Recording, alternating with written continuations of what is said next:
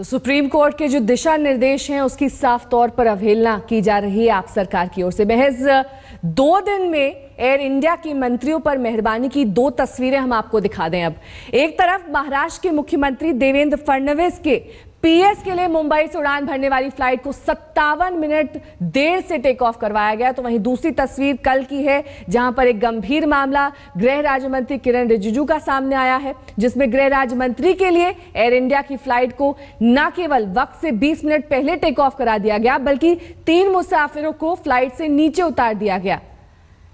किरण रिजिजू का जो निजी विमान था, जो हेलीकॉप्टर था, वो खराब मौसम की वजह से टेक ऑफ नहीं हो पाया, जिसकी वजह से उन्हें एयर इंडिया की फ्लाइट लेनी पड़ी। और अब ये कहा जा रहा है कि एयर इंडिया के 3 मुसाफिरों को फ्लाइट से उतारा गया ताकि किरण रिजिजू और उनके स्टाफ को जगह मिल सके।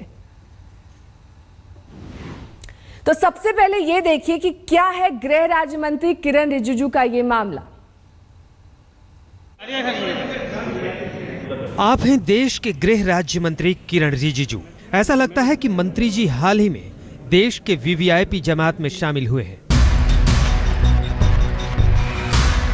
ऐसा इसलिए कि एक सरकारी कार्यक्रम से लौटते वक्त मंत्री किरण रिजिजू पर एयर इंडिया इस कदर मेहरबान हुआ कि विमान में बैठे 3 यात्री को बाहर कर दिया गया।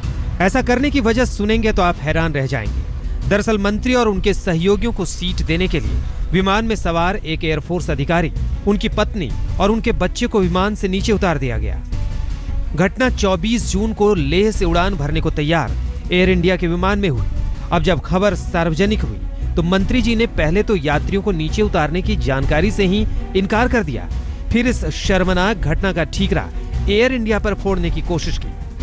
मंत्री जी के मुताबिक किसी भी यात्री को विमान से दूसरे को सीट देने के लिए नहीं उतारा जा सकता। अगर ऐसा हुआ है तो ये बेहद गंभीर बात है। किसी को डिबार किया या उतरा वो तो मुझे मालूम नहीं है, लेकिन मैं तो उसमें वो जो 1140 है ऐसे बताया, तभी तो मैंने लास्ट मिनट में बोर्डिंग किया। नहीं, लेकिन ये है एयर इंडिया की रिपोर्ट में भी ये बात है कि 3 जो पैसेंजर्स ऑलरेडी बोर्ड कर चुके थे उनको डीबोर्ड किया गया है। वो तो नहीं कर सकते ना, ऐसा नहीं कर सकते। अगर कोई ऐसे किया तो गलत बात है।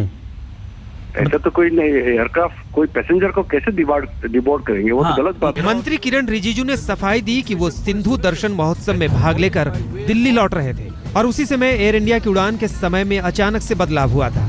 मंत्री ने कहा, मैं लेह से हेलीकॉप्टर के जरिए लौटने वाला था, पर मौसम खराब होने पर हेलीकॉप्टर श्रीनगर तक नहीं जा सकता था। ऐसे में हवाई उड़ान लेने का फैसला लिया गया।